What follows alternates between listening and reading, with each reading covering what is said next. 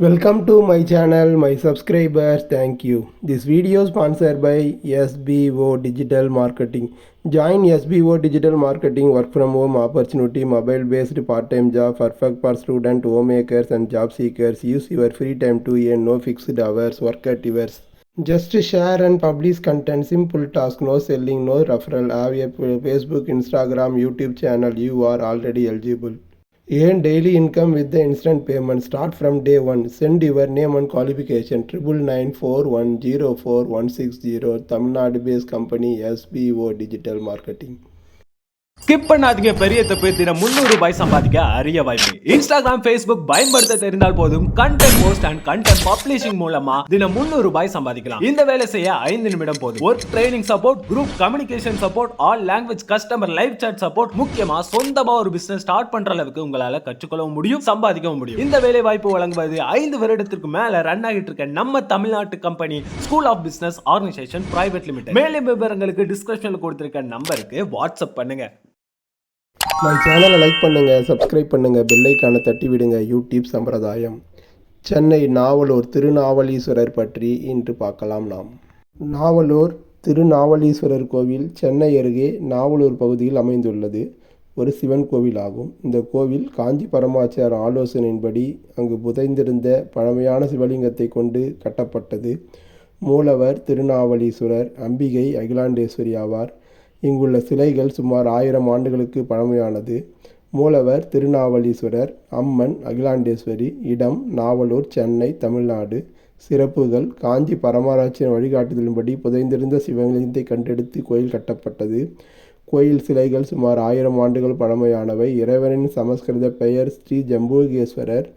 சுந்தரர் பிறந்த இடமான திருநாவலூர் உடன் குழப்பிக்கொள்ளக்கூடாது, ஏனெனில் சென்னை நாவலூரில் இந்த கோவில் வேறுபட்டது.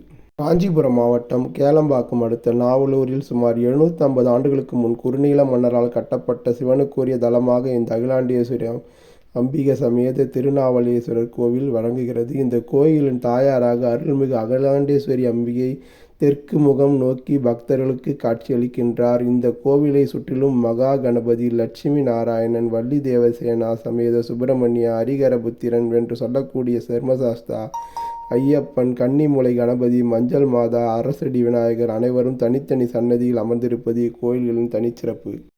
மேலும் கோவிலின் அம்பிகையான அகிலாண்டேஸ்வரி அம்மனுக்கு ஆடிப்பூர விழா விமர்சையாக நடைபெறுகிறது.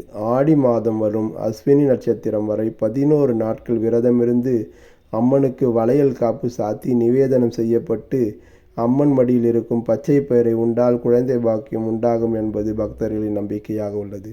திருமண தடை உள்ளவர்கள் அரசரடி விநாயகரை வேண்டிக் கொண்டு அங்கிருந்து அரச மரத்தடியில் மஞ்சள் கயிறை கட்டினால் விரைவில் திருமண தடை நீங்கி திருமணம் நடைபெறும் என்பது ஐதீகம்.